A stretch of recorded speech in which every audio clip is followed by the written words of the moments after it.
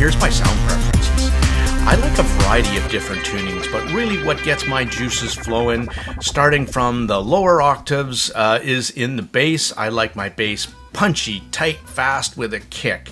I like a little bit of energy down there, maybe a little bit of warmth, but not too much into the getting into bass bleeding. It's got to have enough weight to make male vocals, make piano, cello, percussions, have the right tonality. When it comes to my mids, I do like my mids and mid clarity, but I don't like too forward a mid, so that's the upper mids I'm talking about. So keep the pinna gain down a little bit and not make it too forward a presentation. And when it comes to the highs, I do like my sparkly highs. At my age, I'm probably losing a little bit of the high frequencies. But not too much where it's sibilant and in your face. So that's what I like.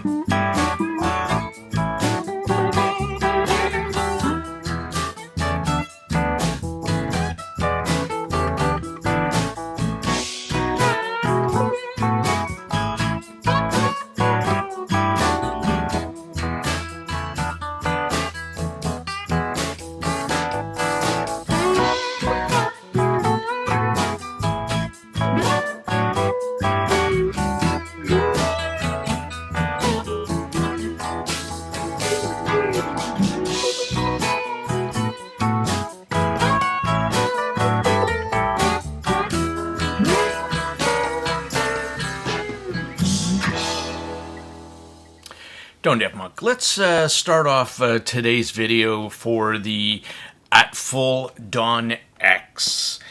$1,299, so $1,300 USD. This is a quad brid. This is one dynamic driver, 8 balanced armatures, 4 EST drivers, and 1 bone conduction driver. 6-way electronic, 6-way acoustic crossover with everything a fool knows how to pour into an IAM, and they do that great. Now let's start off this video with saying some biases. I'm a big AFUL fanboy. I've really enjoyed every single one of their releases. So when you're watching this AFUL, know that my criticisms that I'm going to be coming across and my comparisons come from the heart, trying to keep it real, and I'd love to make you better. One thing that there's a lot of hype with this IM, and a lot of people came back from Can Jam and said this thing is fantastic. Well, I'm going to say something to that firstly. I've worked a lot of shows in my life, a lot. and I'm going to say something is that you absolutely cannot take any impressions at a show. You cannot do it. First of all, you're not in the right mind frame. You're surrounded by noise and distractions. It's so any of these things that you're hearing or reading from people's impression at a show, I do not think they're accurate. Not at all. You can't be. I'll say that honestly and sincerely. I get that out of the way. And let's talk about this. And if you've ever watched any of my videos, you know that if I really love something, I will shill it to death. And if I think something needs improvement or is poor value, I'm going to say it as well. So I'm not afraid of, part of me is afraid of getting cut off, just like every other reviewer who gets gear donated to their channel at no charge, because this isn't my job. I do this for love. I have a fantastic job in real life, helping people, actually. That's my job, and this I do for you. If this was my $1,300 that I would spend, I want to know, is it worth it or is it not worth it? That is a chunk of change. This isn't $30 IM, $60, $100, $200. This is over $1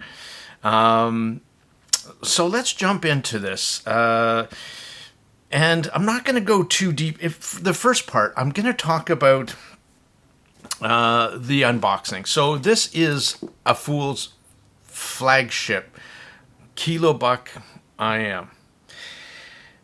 This is the first part of the criticism and feedback to you, AFUL. So the Dawn X comes in this unassuming box. It's nice. There is no real complaints about it. Inside you get, and here's where we start, the standard case, which is nice.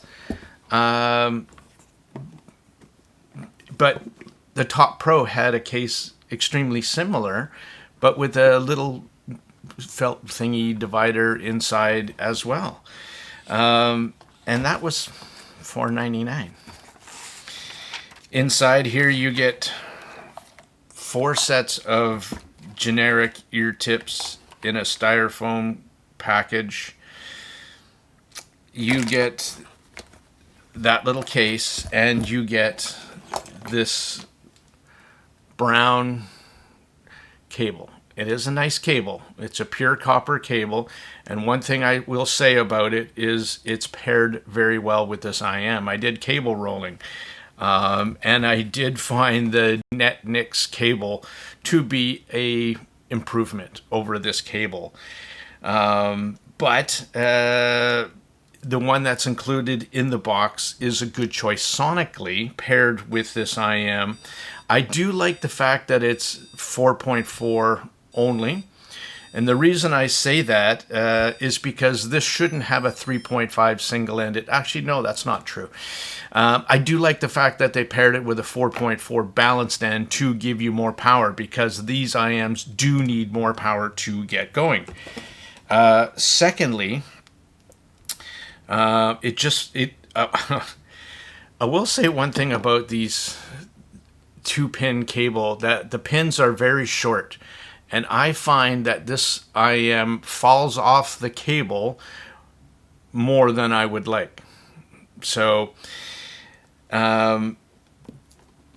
So it needs power, comes only 4.4, not modular. If you had a big desktop stack with tons of juice, then I could see it in single-ended using, a quarter-inch jacker or something like that, like my topping A90D. And so cable is mundane, generic. The case is the same as the last one. In the Cantor, actually, it's not as nice as the Cantor case. The Cantor case has a nicer textured finish, where this one is kind of like a smoother one. It's nice if you're a fanboy like me and you can see which one is in one of these similar looking cases by the texture. Maybe they did that on purpose. I don't know. But my point here is this is your flagship, and coming out, there is no real theme to it.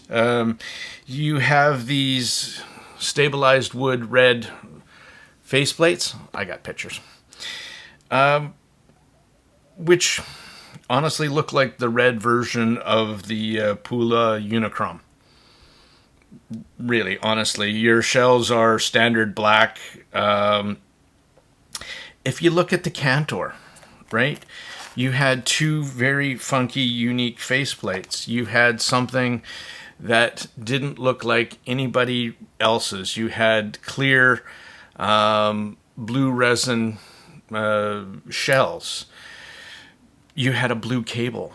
You had a blue case. It was themed. It was wonderful. I love that set.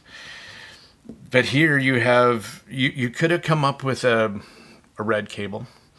You could have come up with this case and asked it for in red. You could have had it branded on the slider or something like that saying Dawn X.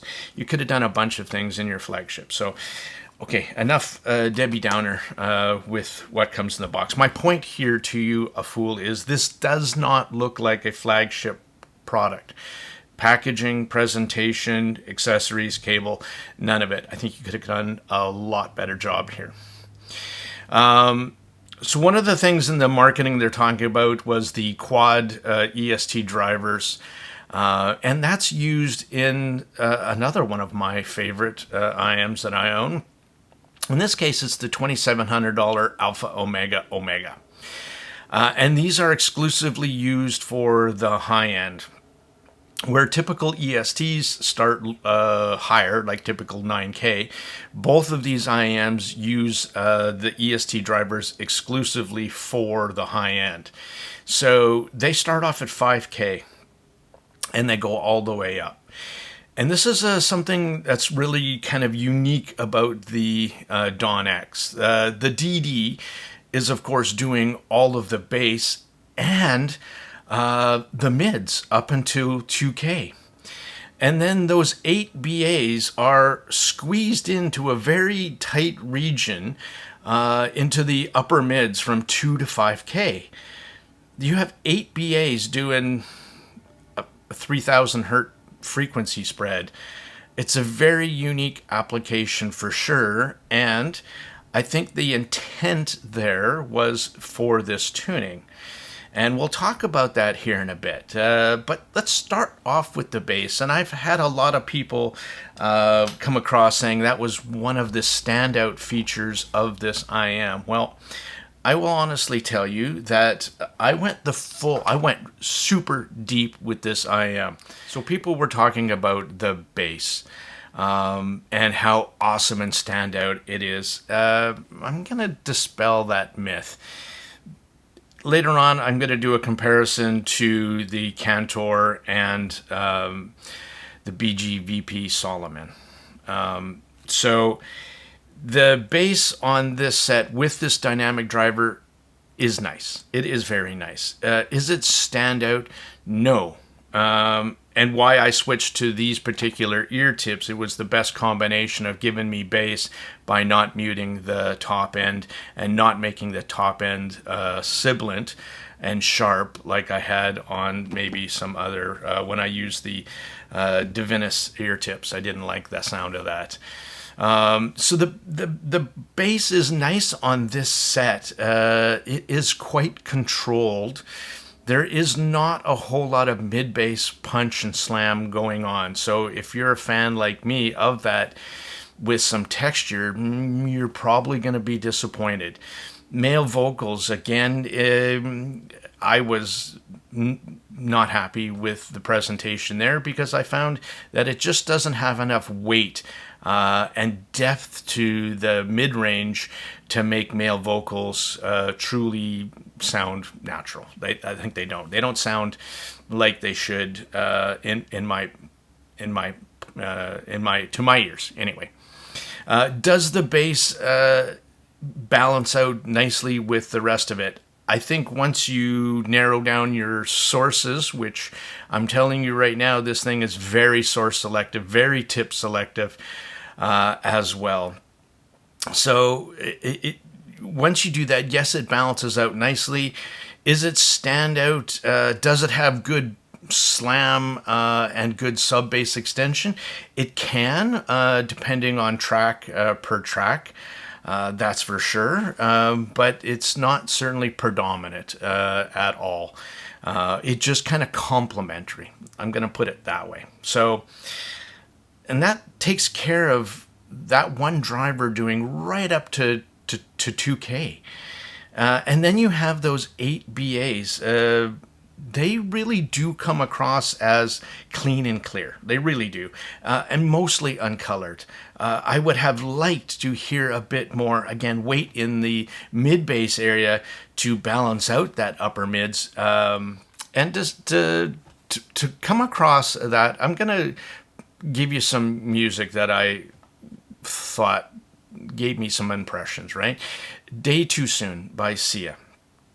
And after many, many tracks on different gear, you really do now get a sense of the soul, the character, and the tonality of the gear you are listening to.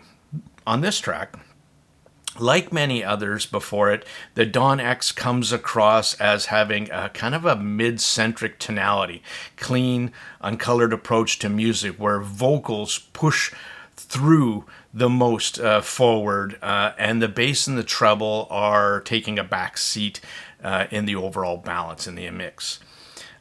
In this track, it's a chill playback, but I just didn't get the sense of being pulled into the music. This I Am, for me, I could not make an emotional connection with, and that's rare. And that's me trying. And when I gave up trying, that's when I kind of resolved to say, well, I would have loved to shill the shit out of this I Am and help AFUL sell 100,000 of these things, but I can't. Some tracks I was just left wishing for a fuller mid-range, less thin, slightly more colored, maybe. And that obviously goes in with tonal preferences, but again, it also has to do with dynamics. Listening to some orchestral music where you have a big sense of, not big sense, but in the quieter passages and the louder passages. First of all, the Dawn X does not have a very good black background. Everything just kind of motors along on the same musical plane. Hard for me to explain that if you don't know what I mean by that. Starry-Eyed by Ellie Goulding. Here on this track was a good example of the Dawn X's, how it played back music for me. With great clarity and definition, that's how it came across, but was missing the dynamics that this track demands. And the Dawn sounded like it was just going through the motions instead of trying to elicit an emotional response. And that's really, in a nutshell, how the Dawn X comes across to me. How deep did I go? Well, I brought out all the big guns. I brought out my transportable stack, the Ibasso DX 340 with amp 17, and I also swapped out amp 14 because I was also listening to my friend's DX320 with amp 14. And I'll get to that in a bit. So that was my transportable stack on a linear power supply. And then I went to desktop. I went to my linear power supply again, powering the DX340, Gishelli Labs. I don't bow to sponsors. J3 Pro. I love the stack, by the way. With the Sparkos SS2590. I didn't spare any expense when it came to inside of this unit. I still don't think you can find a better desktop DAC anywhere close to its money. Very, very incredibly detailed and smooth. Then it goes out to my absolutely transparent and hugely ballsy topping A90D. That is my desktop stack, and I sent it over coax signal out of the 340, so because I do think it does sound better. Anyway, I went further than that. I went and I tried the Hibby R6 Pro 2 2025. I tried my Astelin Kern Con Max. I tried Shanling M3 Plus. I tried DX90. And I finally found, I think, its best synergy by just sending signal out of the R6 Pro 2 2025 to this thing I keep raving about, this little portable DAC amp. And this thing is the Music Tech's Nepo A100. Why I ended up here, just so you know, in this long-winded part, is because this little amp DAC is incredibly powerful. At over 550 milliwatts, it can easily drive the Dawn X, but more importantly, its sound signature. It is incredibly fast and punchy bass. And then the rest of the frequency response is linearly smooth, very, very nice, very detailed, fantastic stage. Okay, so that's where I ended up with sources. And then I was doing the tip rolling, full gamut. And I ended up with Osla crystal tips. They're a wide bore. They have a very, I make a great seal in my ears. They work for me. Because these nozzles are actually quite long, so you can pretty much choose any ear tip. And this is one of the things I think that they fixed. They learned their lesson from the Cantor, because people just couldn't wrap their head around and properly use ear tips the way they were designed for this. So congrats for fixing that. Another little criticism, AFUL, make your nozzles, if possible, a little smaller and put a little lip on it so ear tips can stay on better. Using something very sticky like the Osla, it's pretty good, but these ear tips are very sticky in your ears. So I did have it where the ear tip would actually pull off, and that is not a good feeling. So, okay. So that's some more feedback for you, AFUL. And to take that further, I'm going to do some comparisons, and now I'm going to do it versus the Cantor. $699 set with 14 BAs. A lot of tech went into this bad boy, and it showed. It was a great IM, and I think it's still very worthy. And it was worthy for the $700 ask, I think. But so the first thing that you notice is the bass of the Dawn X is definitely more. It's more sub-focused, it's fuller, it's more dynamic driver-like. And it does have better clarity with those 8 DDs or 8 BAs in the mid-range. The details are certainly pulled out better into the music versus the Cantor. Is the Dawn X a better Cantor? Yes. Is it $500 better? No, it isn't. It is marginally better. And yes, I know AFUL poured everything into this IM of their know-how, but it just doesn't come across as the wow factor for $1,300 versus $700, right? Now I'm going to talk about the treble and airiness of the Cantor. Now, some people thought it was really spicy, but a lot of that had to do with not putting it in your ears correctly, with getting the ear tips correct and the proper depth and stuff. If you didn't get a deep insertion, you got this thing really, really spicy on the top end. They actually had to go deep, and you had to use the right ear tips to make it happen. I really love the top end of this. Now, those 4 EST drivers in the Dawn X, are they better than the balanced armatures used in the Cantor? Yes and no. Yes, they're better in their how they come across tonality wise, but the tuning isn't as good. They lose a lot of the airiness and the details that the Cantor gave you, and kind of rolled it off a lot. Here's a graph of the two, and you can see that they're pretty close, right? Where the Cantor on a really resolving source pushes my comfort zone to the limits in the top end. But at 55, I need a bit more 12K. So quite honestly, right? And then I'm going to talk about one more thing that a lot of people haven't really mentioned.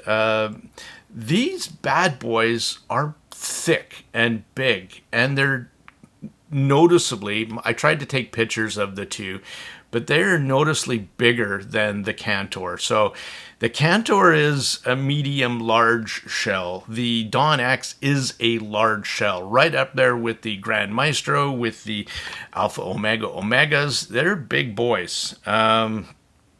So fitment for me, the Cantor wins. That's kind of, where I can get most of it, like, deep into my ear comfortably with my medium large ears. I take medium large ear tips too, by the way. So that's the one thing I wanted to say too. So if you have smaller ears, the Dawn X is not going to be for you as well. So is Cantor worthy at $700? Yes. Is it that much better than the Dawn? Is the Dawn X that much better than the Cantor? I'm going to say no. You wouldn't upgrade to that, even if you were a AFUL fanboy. Now, here's where things get spicy. And here's where I want you to pay attention, AFUL versus BGVP Solomon. So, first of all, I don't even think they consider this their flagship. Comes in a packaging that you would not, it looked like a Ming Dynasty vase in the outer packaging, and inside that was a wooden storage box, and then inside of that was this incredibly baller themed case, orange and blue, and inside of that came with 2 cables. One that was perfectly matched to the IM, and a second one called the Totem cable that they sell $700 extra. So 2 cables included in the box. Ear tips that were well chosen. And they work for this IM, not just generic. You see where I'm going here? These two are the same price. The Solomon uses 2 dynamic drivers, 3 balanced armatures, 2 EST drivers, and 2 bone conduction drivers, all from Sonyan, the highest end branded drivers on the market. The unpackaging, the unboxing is simply standout, next level. That's what you would do for a flagship IM. So after you sweat all the small details in the tuning, then it came down to that kind of stuff. And even the shell shape, they packed all those drivers in a smaller shell. The nozzle angle, also better. They also have the entire theme. So the top plate is gorgeous. The whole shells aren't just simple black ones like the Dawn X. They are also those blue sparkly ones that match the top plate. AFUL, you could have done a lot better on these shells. Even a red transparent one would have looked awesome. Even better to have something, if this was Dawn, I would have had the bottom go from blackness and and would have transitioned into the top plate being bright orange. That would have been spectacular. That should have been what you should have done for $1,300 flagship IM. Let's get into the important stuff. Bittersweet Symphony by London Grammar. Now, this track was off a 24-bit FLAC file from mine, live at Media Vale Studios in London. This was, I think, 2017 version. But here's where I want you to pay attention. With this track on the Dawn X, the vocals come through forward, front and center. Piano takes a back seat, and piano in this track is a big part of the song. With its interpretation of this track, the vocals do sound clean and uncolored, but when you listen to the Solomon, the first thing that you notice is how very black the background, the music is from the empty space. So by what I mean by that, if you're not sure, so when music is playing, it sounds dead, nothing. And when the music is playing, it almost it just comes to life, and then it's presented into what you're hearing.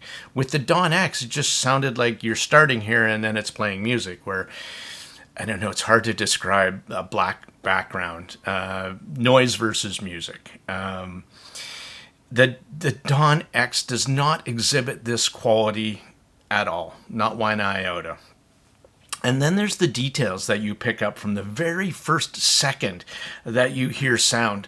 There is a noise on the left. I don't know if somebody's dropping something or picking something up.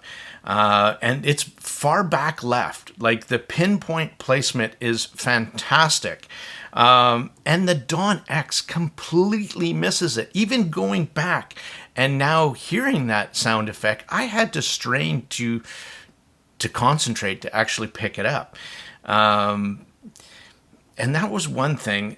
Piano on the Solomon now has a depth to the notes, and not just a depth to the notes, but correct weight and a tonality that the piano sounds like a piano. And it's part of the mix, and it should be.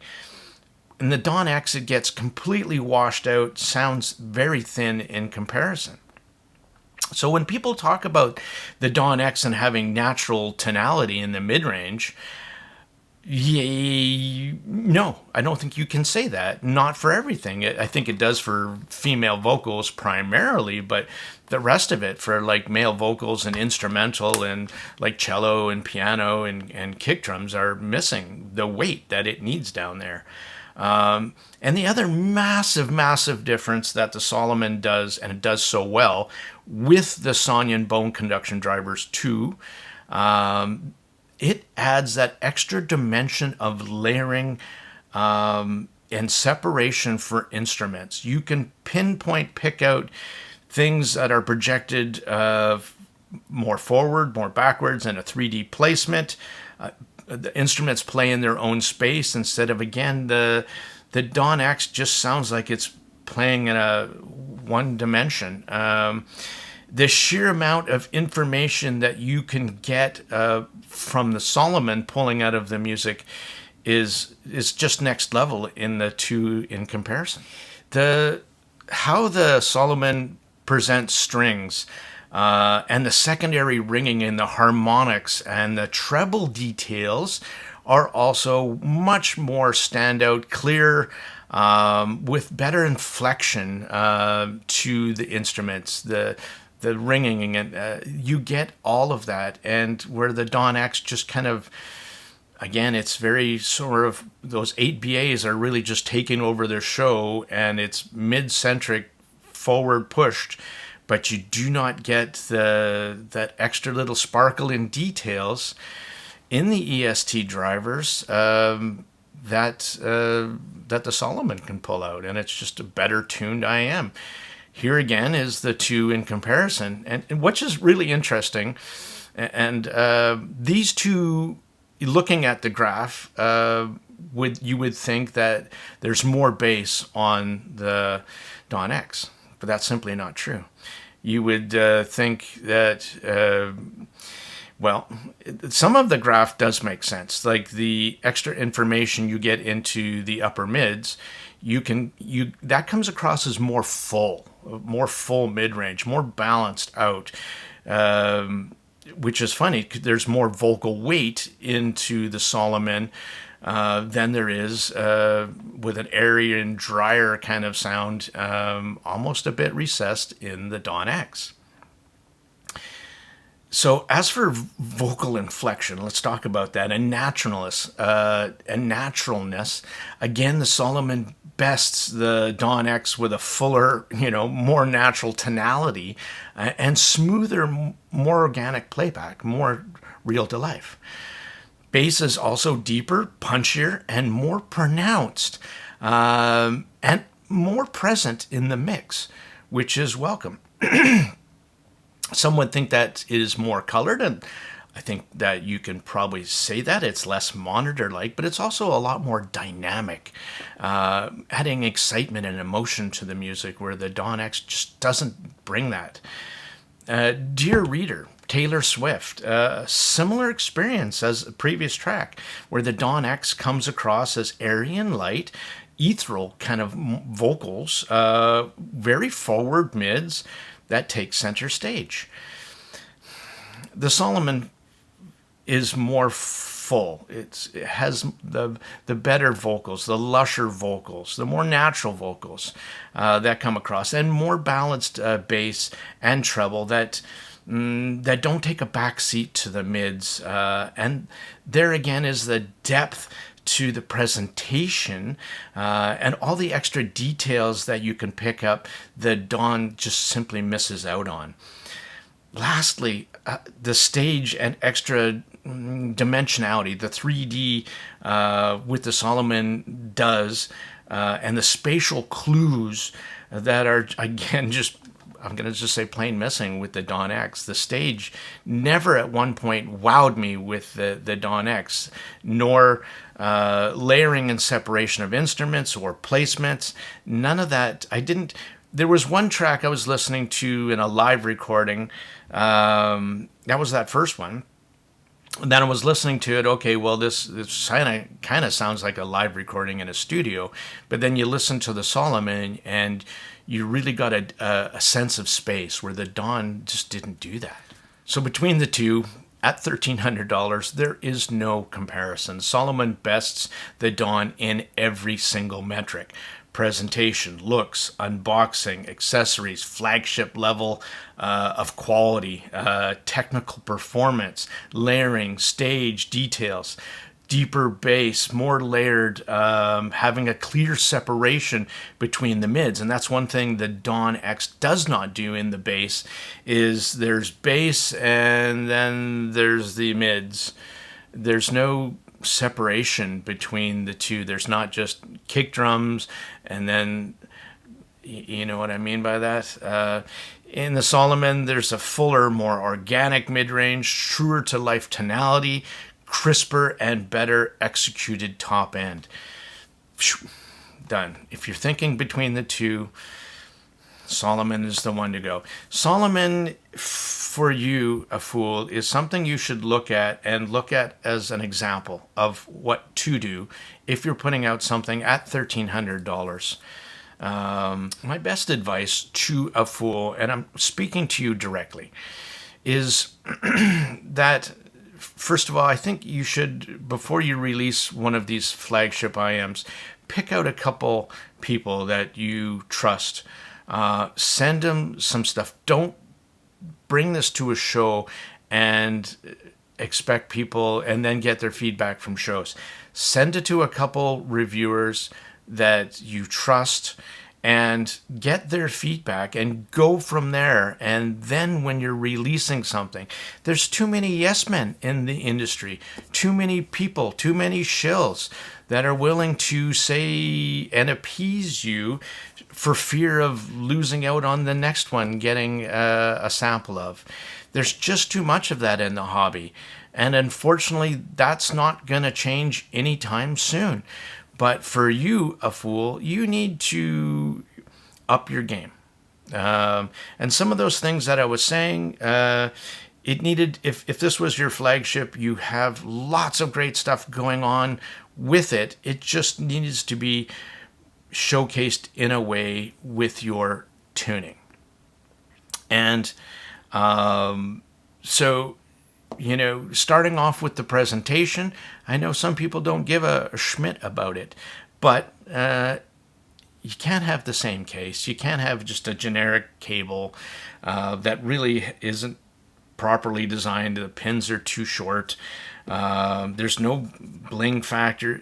Cables aren't that expensive. You could have done a much better job there. The case, you could have got a red version of it. You could have put Dawn X on it. You could have done a lot of things that you didn't do.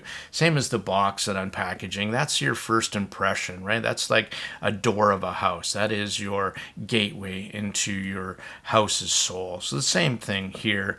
But more importantly on this, there wasn't the wow factor and the musicality that I think you needed to bring forth. This, for me, did not elicit an emotional response. And for me, that's what makes it special. And it doesn't have to be linear smooth. It doesn't have to do...